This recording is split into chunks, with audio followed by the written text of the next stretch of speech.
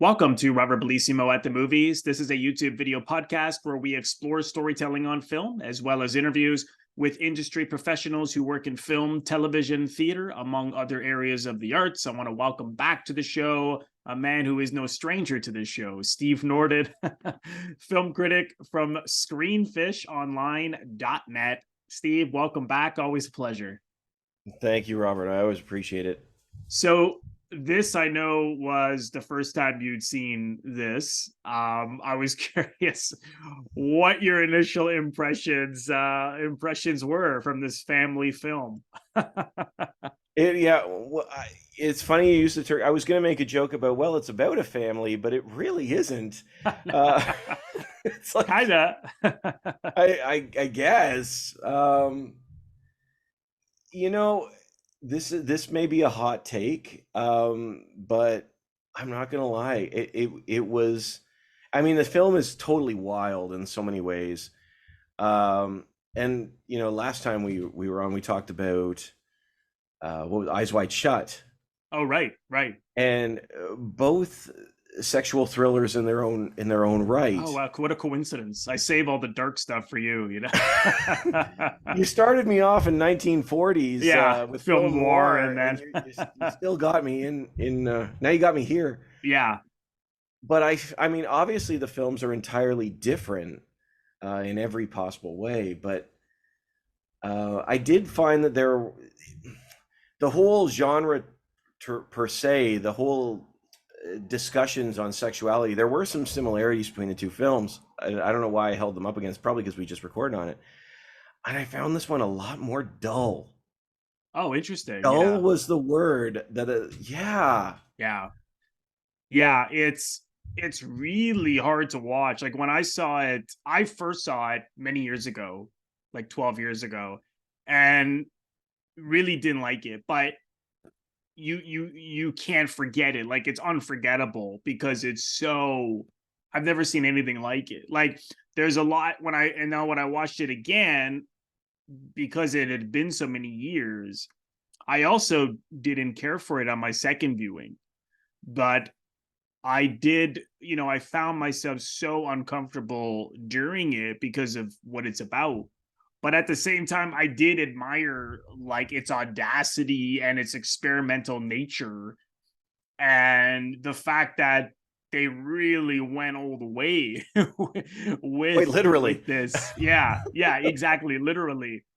And you take out the car crashes and some of the dialogue. I mean, you borderline have a soft core porn, but which, to do that in a feature film by like a major film director, like I did admire like the experimental nature of and the chances they took with it. And these are like big actors too, right? Like James Spader, Rosanna Arquette, Holly Hunter. These are like they're not like people who maybe are not very well known who would like jump at any chance to work with a major director or even be in a movie. Elias Koteas, I think that's how you pronounce his name.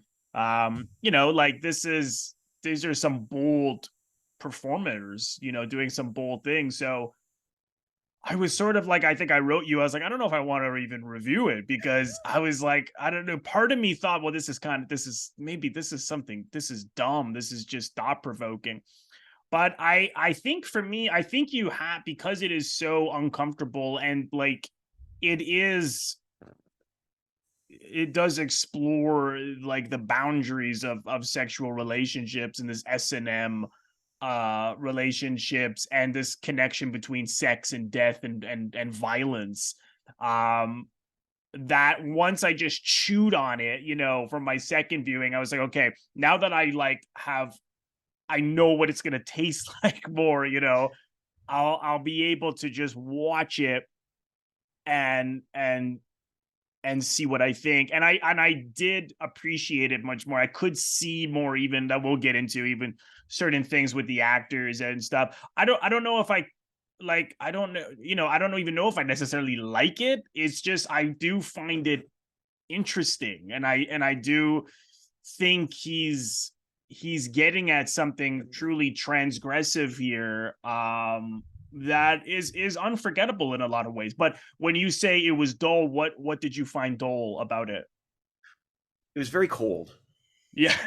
It's Yeah. very cold, and you know, it's so interesting when you see it, how films use sexuality in general, how they're using it, because hopefully a good film, if you're going to include it, uses it as a storytelling device, and certainly that is the storytelling device in this particular film.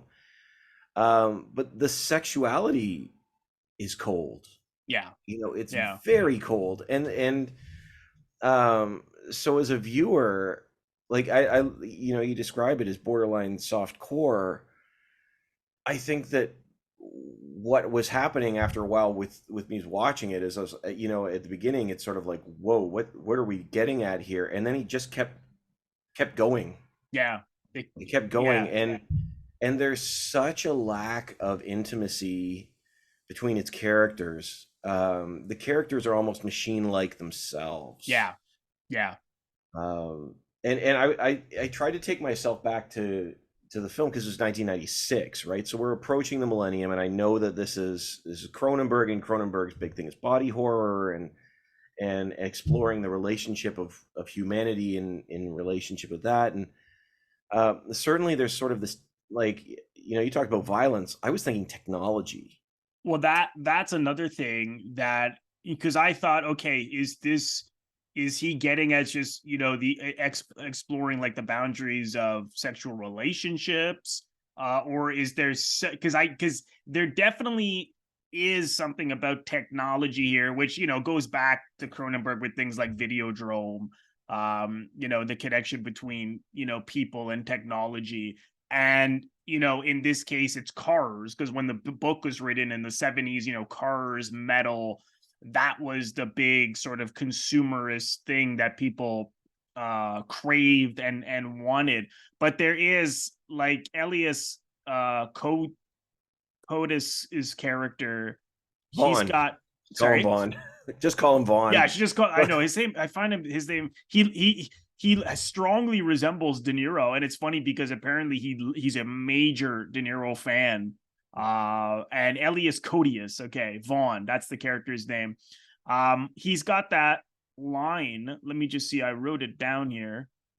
Hopefully I didn't lose it. Where is it? Oh, here he says here to James Spader's character. He says, when they're talking, he has this project that he's working on. And he says to him, we're reshaping the human body through technology. And it's like, what does that mean? And then he later goes back on it and says, no, he goes, it's a crude sci-fi concept that floats on the surface and doesn't threaten anybody. What is that? What is he getting at? What was that? What is the connection with technology to you? Well, again, I think so much of it comes to, for me, I mean, this is still 96, but I think back to those millennial times, like just before the millennium, and there was this genuine fear of what's on the other side. Right. Progress was picking up. I mean, even a film like The Matrix, which is entirely different than this, is exploring the relationship between tactile humanity, later on sexuality, and the digital world. Right. And now this isn't that. I mean, I was joking I could call this The Fast and the Flirtatious, but um, I like it. their relationship with these cars, um, it's it's like they're fusing them together, you know. And when Yeah. at one point Vaughn says, I live in my car. This is my workshop. So it's his Yeah, that home. was that dark sense of humor he brought to it. Yeah. Like, do you live here? No, I live in my car. It's like, of course he Yeah. does. Why wouldn't he? Why wouldn't he? Yeah. Yeah. Um, But but do you think those fear, like, what is it about that millennial fear? Like, where do I you just, see that here? sorry, I didn't mean to interrupt you there. No, no, I it's okay. just feel like this was a time period where we were all the things were changing so quickly. Like, it was not long after this. I mean, I guess it was a few years after this that, you know, things like Napster started breaking through, all the really like internet technology, and there's no use of internet technology in this at all. Hear Right. me out. Right.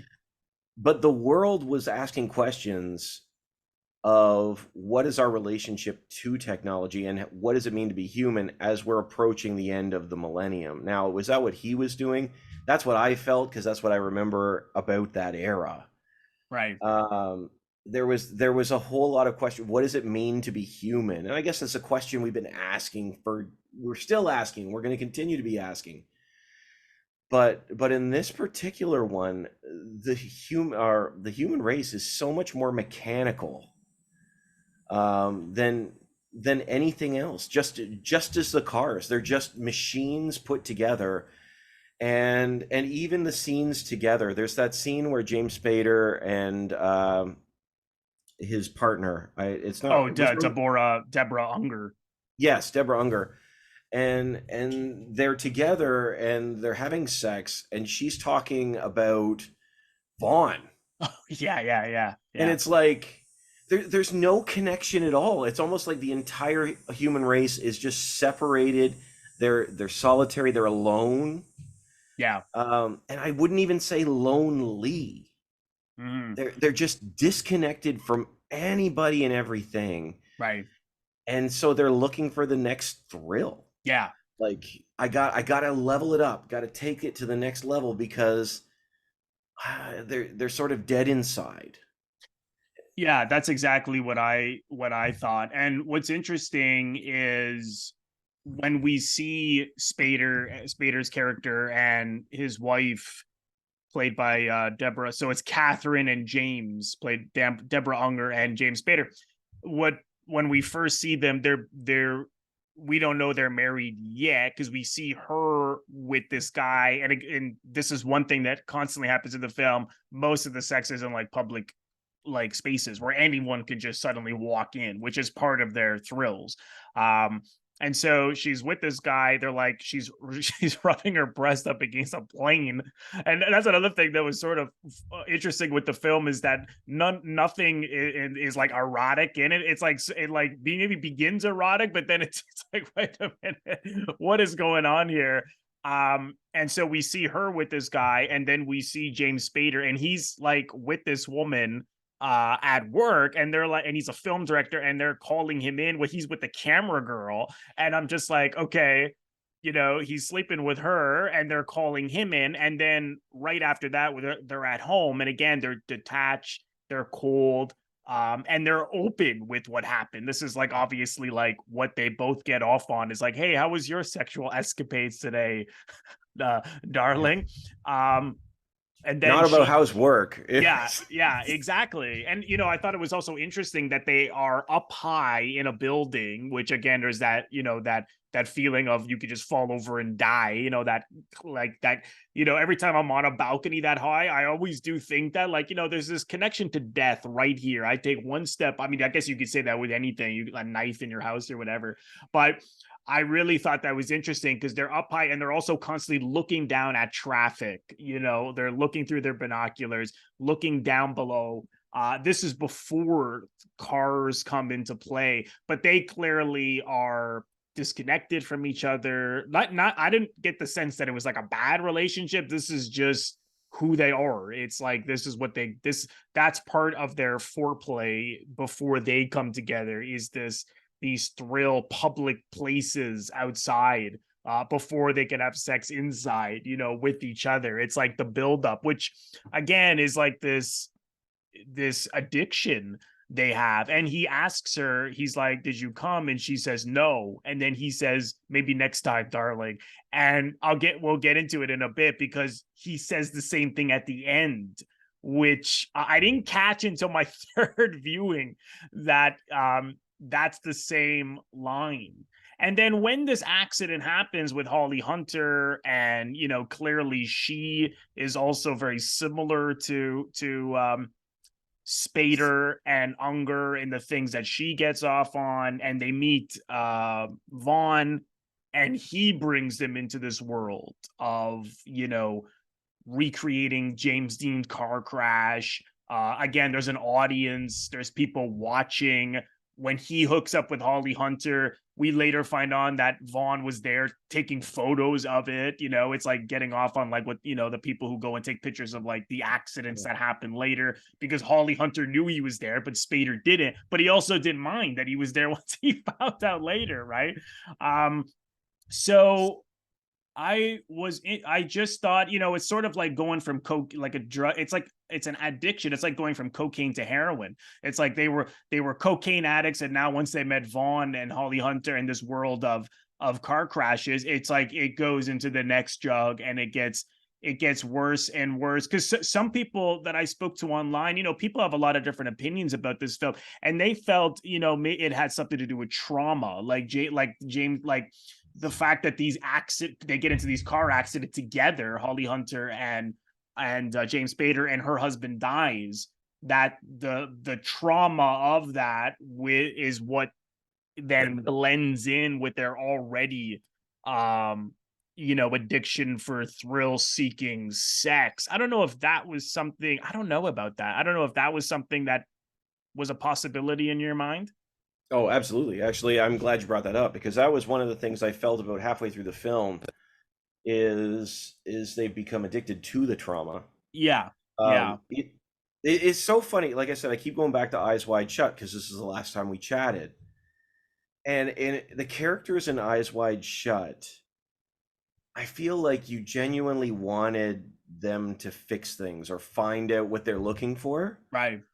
It's the opposite experience here. Yeah. Like, they're dead at the start of the film. Like you said, that opening, Yeah. that opening where they are, it's, you know, it's not like you love their relationship off the bat. Their relationship is cold. Yeah. It is, and as the film progresses, after the accident, you know, even while he's in the hospital bed, she's all over him. You know, Yes. her hands underneath, and it's like you're reinforcing. Yeah. He almost died. Yeah. You know, and I you know, I it sounds terrible to say, but I kind of laughed because I was like, oh man, he shouldn't be trying to pick something up from under the seat. I was like, that's not being a safe driver. And little did I know. Yeah, that's what he wants. You know, that's what. But I don't think that was the issue. Was he looking for it there? Because I think that was just an accident. Oh, the initial one you mean with the Holly initial Hunter? one, the first yeah, no, one. that was just an accident. That's that's what I mean. Yeah. I mean, in a way, like this, like, well, not in a way. What it is, like I said, and that's why for me it feels like they're. It's like these people on coke and they go to an even more addictive drug, heroin, and it just spirals out of control. But yeah, that all happened accidentally for sure. And yeah, it's interesting because when he's in the hospital and his leg is in a brace, and Deborah Unger she doesn't even seem like concerned or anything. It's just like she's there. And again, it's like, oh, well, they go back into this addiction they already had. You know, again, they're in a public place. And you know, if you notice, I think she like washes her hands before she gives him a hand job under the covers. And I thought, what an interesting choice. But something that didn't dawn on me, and I was reading this really interesting article on the by Jessica Kiang on the Criterion channel, and it didn't really dawn on me, but she mentions that a lot of the sex in the film, like she says, she goes, Crash is sterile and child-free, and the majority of sex acts are heavily implied to be anal, oral, masturbatory, incomplete, or otherwise of the non-productive, leg fucking variety, stuff like that. So everything is like, if you notice, like when he's with the prostitute in the back of the car and James Spader's driving, like he's actually not having any sex with her. It's just like humping.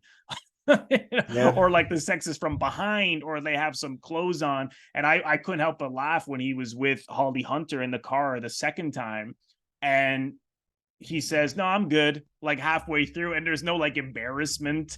There's no like, she's like, are you done? He's like, no, I'm good. You know, it's like, it's not about necessarily finishing. You know? It's like everything is so like like sanitized. That didn't really dawn on me. I thought when it even their sex is detached, you know, it's like it's cold. I don't know if that did you notice that? I did not really No, notice that. I didn't notice that at all. But having now that you say that, I think it reaffirms what we've already been saying is that they're not looking for completion. They're just looking to stay on that drug, on that high, Exactly. Yeah. however they can do it. You know, and this is what frustrates me about the film is that, even the finale, like, this is a film that's designed to get people talking. Like, that's what it's for. I can't even imagine someone coming out into the theater and say, Yeah, I "Ah, got it. Yeah. No, I it's get like it it's now." yeah, no way. But you're right. Like, even the sexual acts are just like, it doesn't matter if they're incomplete. It doesn't matter if anybody's happy with them. It is just, everyone in this film is just, I don't know how to describe it other than mechanical and dead inside. Yeah. And I know that Cronenberg always has something to say. Yeah, Cronenberg exactly. always has something to say with his films. Like, Yeah. at all times, his good films, his bad films, always has something to say. Um, this one is a I feel like it's a fascinating piece. It's definitely set for its time, because to me, it's very much about, I don't even know who I am anymore. Right. It's just that sense of loss, and just trying to get by.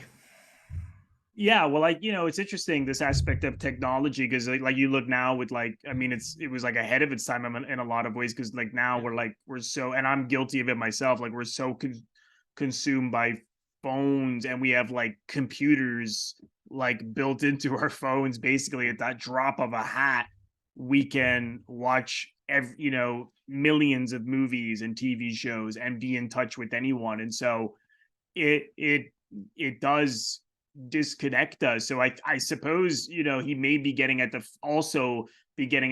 fact that the more that we need to consume, the more that's going to be addictive, and the more we're going to become less connected with each other and become robots.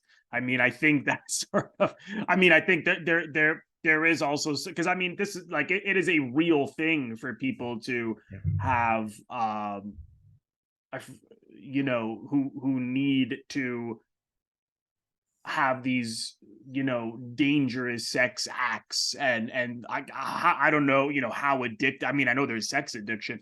I didn't take it that it was meant to be realistic. It has a surreal, it's definitely surrealistic in a lot of Yeah. ways. I mean, it doesn't even matter to them whether they're with I mean, not that I mean I don't, I mean, whether these people are bisexual or heterosexual or homosexual, I don't think that even matters. Like, it's just about getting off with whoever is there, like that they get these tattoos on each other, like car symbols, James Spader and character and Vaughn, and then they're like licking each other's tattoos, and it's just like it's all these sex acts get varied and every it's repetitive in this in a way, but not in a bad way, because each time it's a variation, like Vaughn Yeah. crashes his car into his while he goes and sits into a crash car. There was one really the scene where they find his friend in a car accident who did the James Dean car crash with him.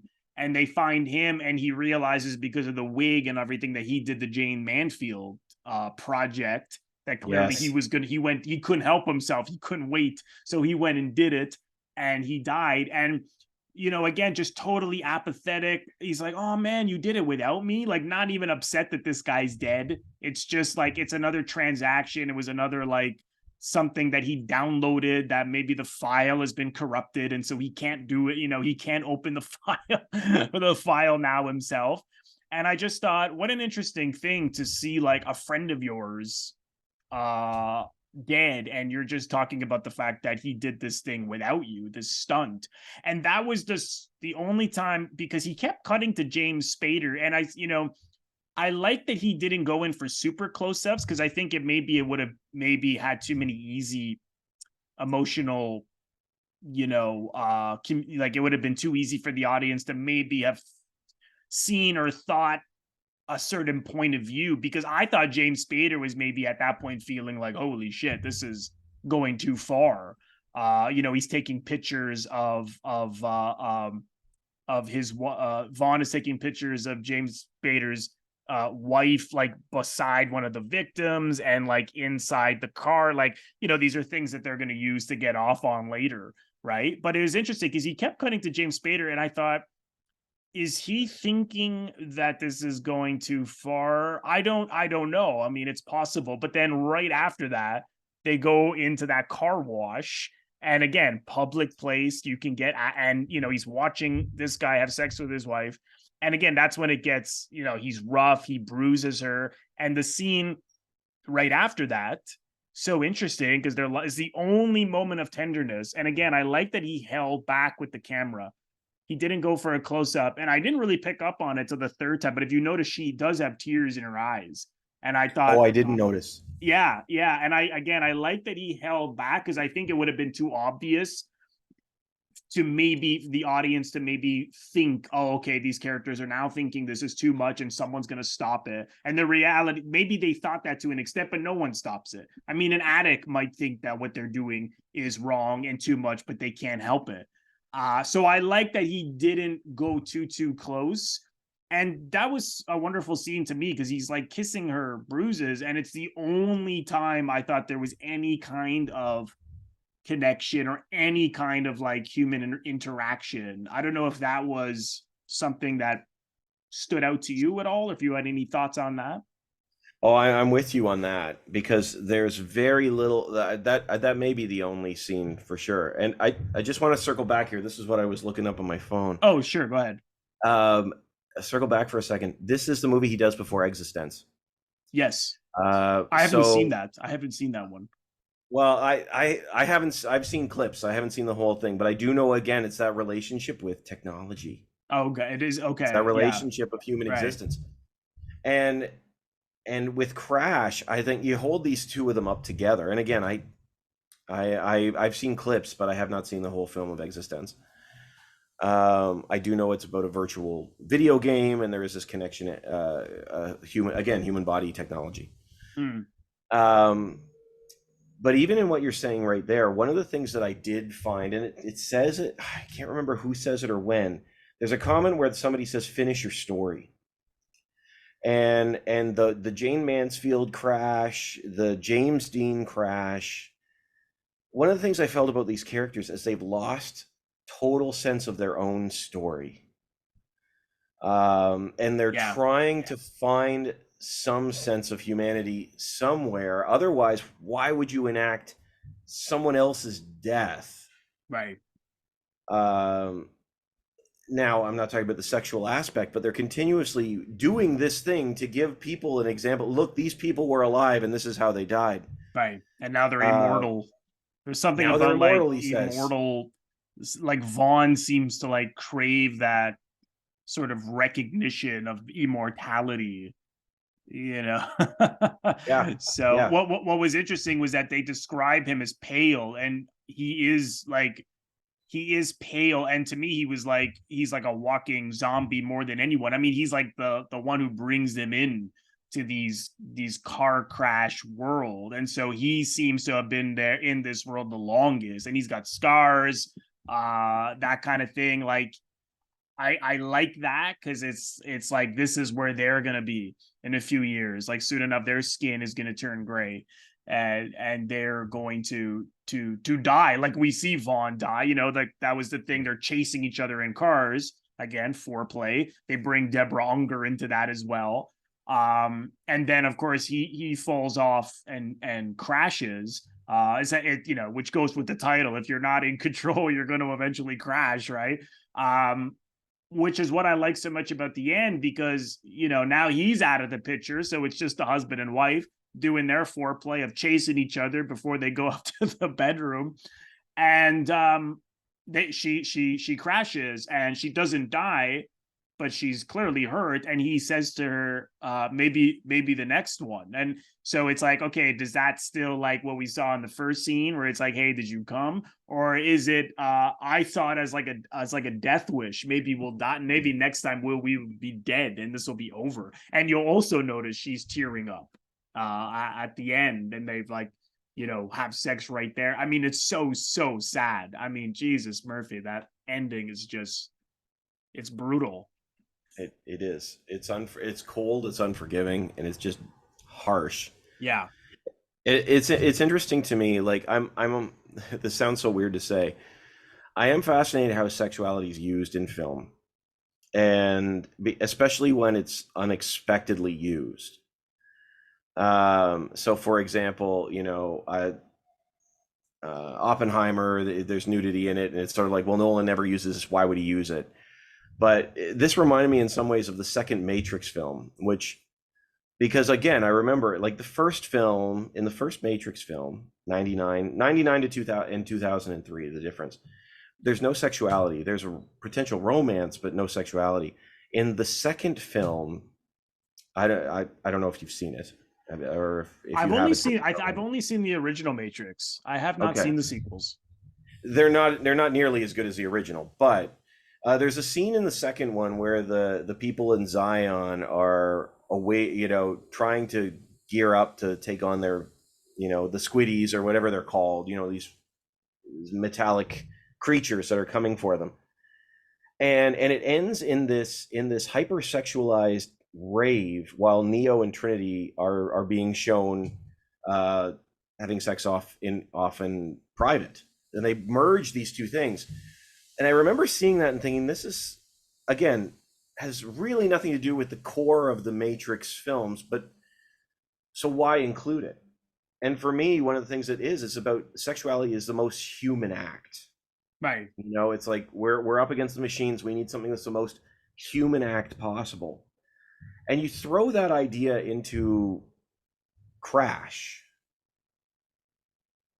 And one of the things that I take away from that is you've got people here that are showing their humanity but don't really understand what they're doing in the first place. Like they have just become robotic in their movements. They're looking, like you said, here, he and his wife have been thrown from a car, and that's the first thing you think of in the finale. There's no concern. Yeah, exactly. For your wife. Yeah. I think his greatest concern is, you okay? Yeah, I'm okay. Yeah. Great. Well, let's get to it. And it's like, yeah, it is so cold. Yeah. But maybe for them, sexuality is the only exhibition of humanity they have left, and they're so far down. Yeah, and even that's like crumbling, and it's not, there's no connection. It has to have, it's got to be thrill seeking, it's got to be dangerous, it's got to be violent. And so I think that's really what he's getting at, is like the more consumption, the more we're just going to turn into robots, and so, but at the same time, he is exploring sort of the boundaries of sexuality. And like I said, this I don't know specifically car crashes, if that's a thing people get used to get off on with sex, but there are certainly addictions that people need to get off on. So in different sort of S&M communities and stuff. I mean, I'm no expert on it, but it's pretty interesting. And one thing that occurred to me, I really have to, the testament to the performances, because it's, as an actor myself, it's very difficult to get in front of a camera and to like literally do so little, because you see that they're ice cold, but at the same time, like the sex scene with Deborah Unger and James Spader, that could, like, if that was performed in a, like, if they were like really having like large orgasms and stuff and panting and moaning, that scene would have been so funny. It already has a dark sense of humor, and I think a lot of this they could have made this so campy, and like it could have, if they were talking about the things they were talking about in the first scene, just like you and I are talking right now, it would be a comedy. It would be Yeah. hilarious. And so that real icy quality, because I mean, it is. I do think it has a certain dark sense of humor, but I think the performance is really, I thought they performed it so well because, like I said, like any kind of other notes they hit, it would have just went in a very different feeling, comedic way. I don't know if that was that something you thought just in terms of the performances, or did you have any other feelings about that?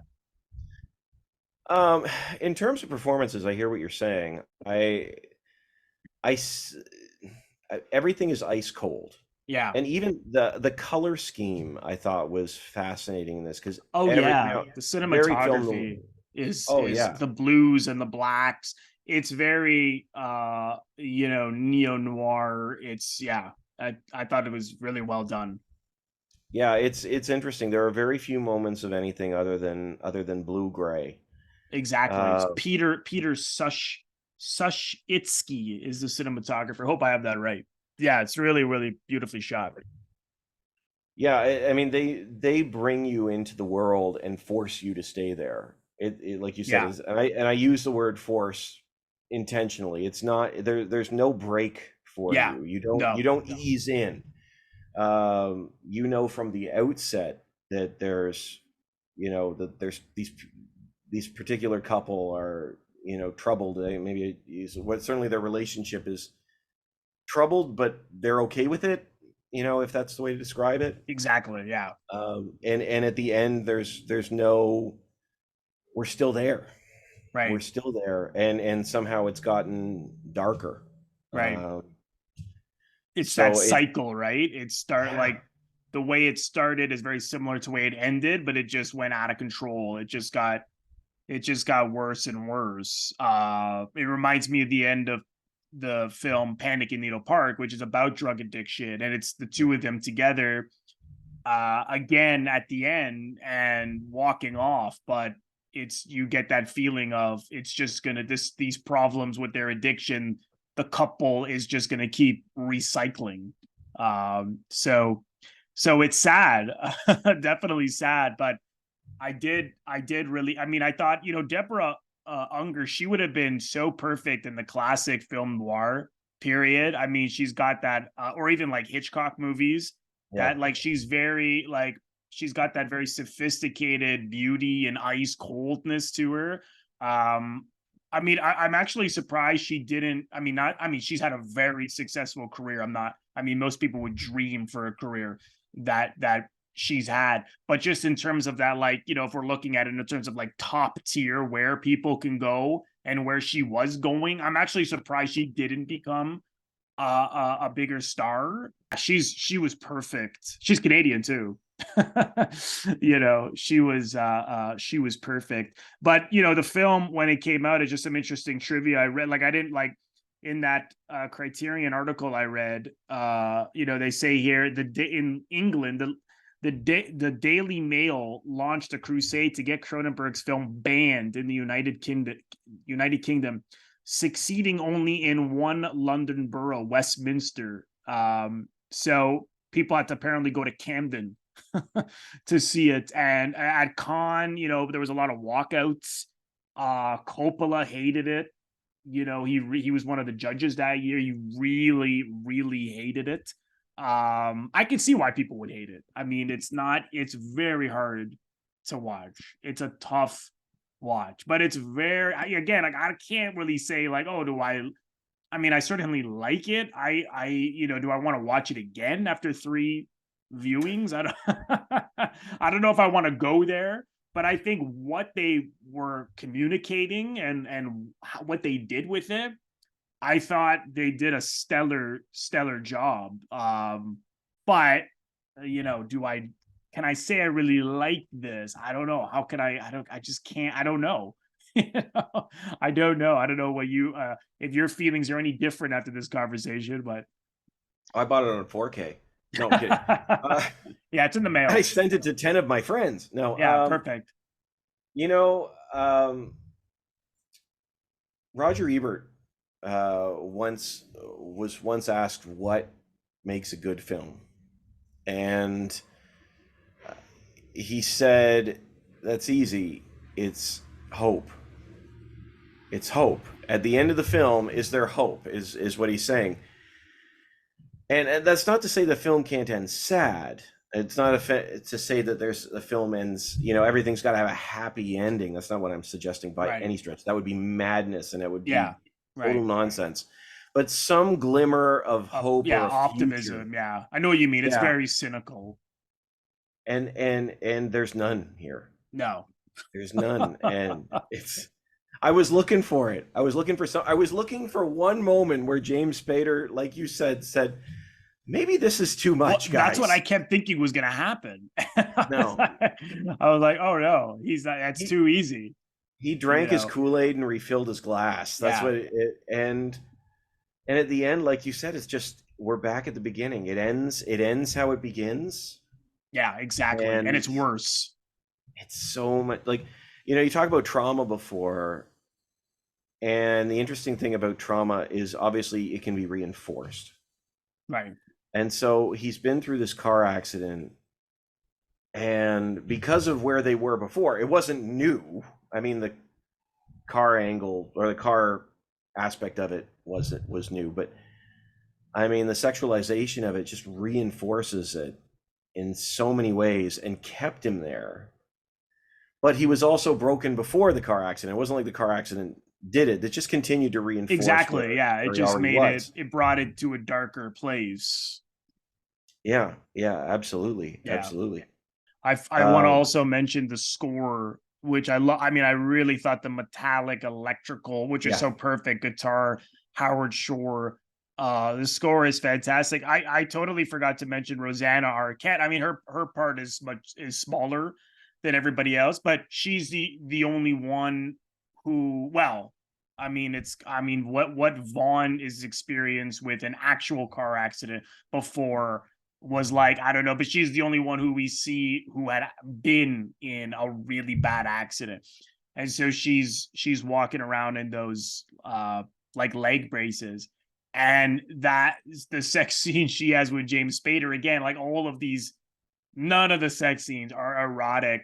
And he's like ripping her fishnet stockings to, like, she had these huge wounds, but that's what he's attracted to. And again, it's somewhat comedic because he can barely get comfortable with her because of all the leg braces in the car and everything. And it's so interesting to see like these, all these really attractive people on screen in these sex scenes that are like so transgressive and so awkward.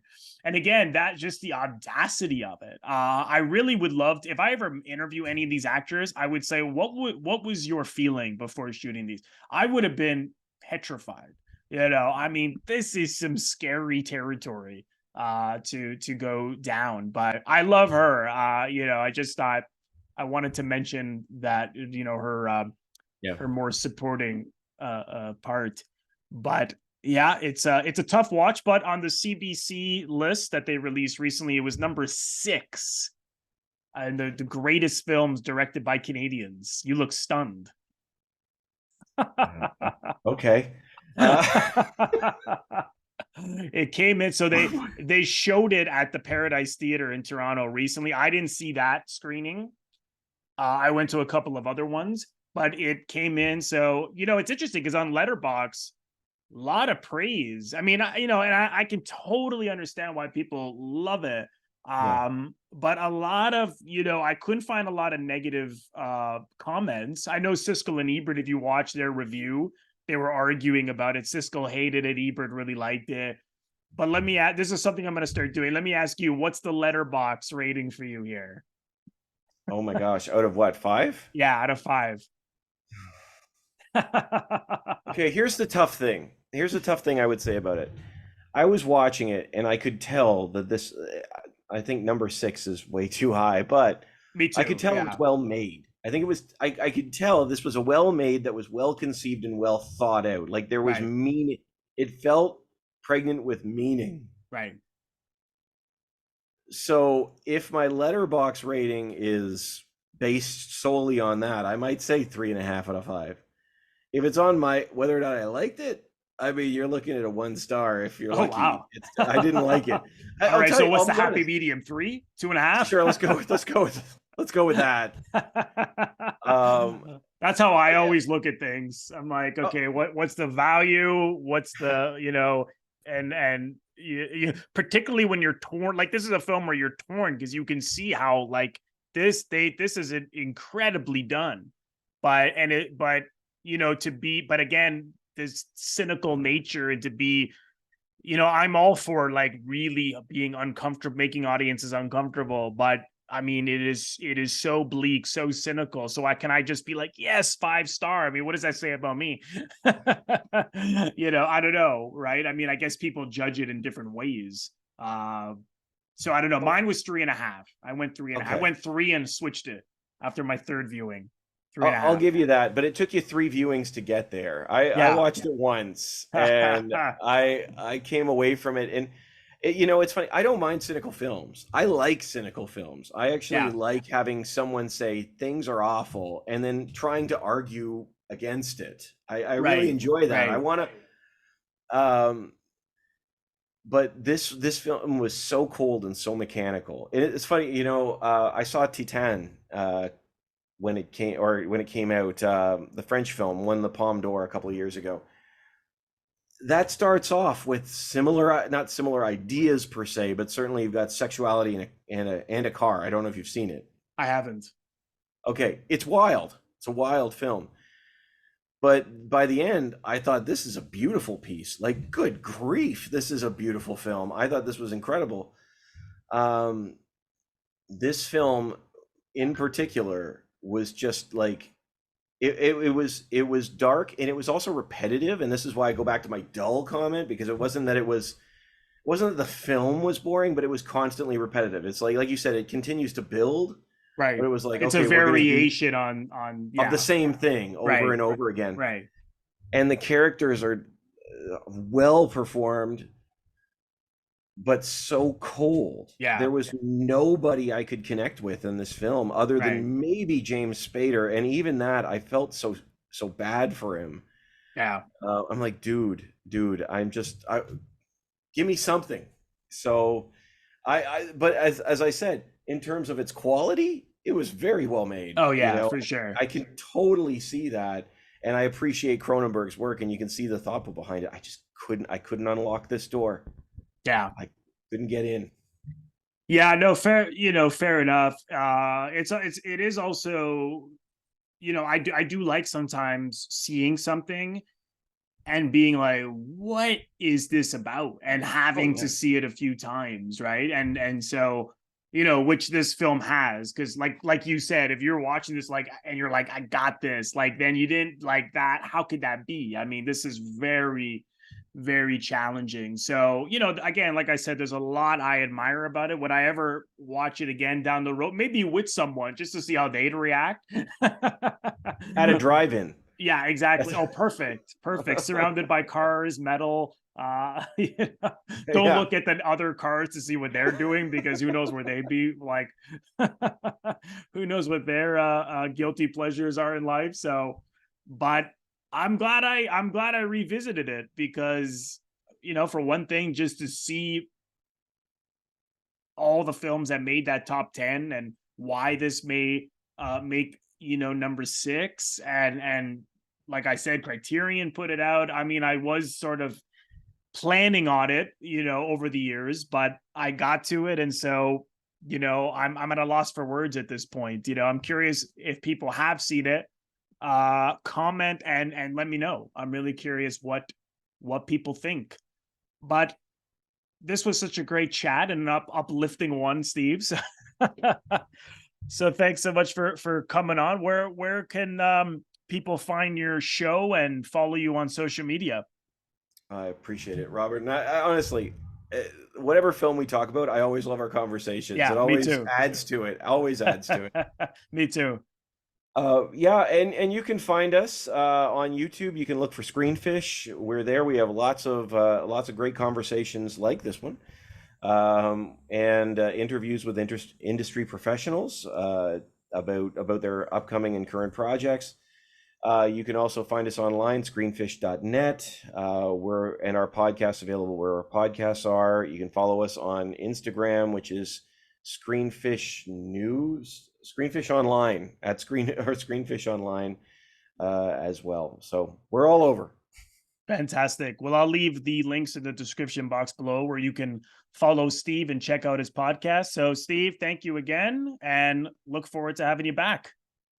Anytime, anytime. Thanks so much. Thank you so much, everyone, for watching. I want to thank all of my members on Patreon. If you're interested in becoming a member of my Patreon, head over to the link patreon.com/Robert Bellissimo at the movies for full details. You can also leave a donation directly to my YouTube channel by pressing the thanks link, which you will find just below the video frame, right beside the like and dislike links. Just click the thanks link, and from there, you can leave a donation if you choose to. And lastly, if this is your first time here, please consider subscribing to my YouTube channel. It is absolutely free to do so. By pressing the Robert Bellissimo at the Movies logo, you will see it floating above my head in the top left corner to your top left. In just a second, just click on that.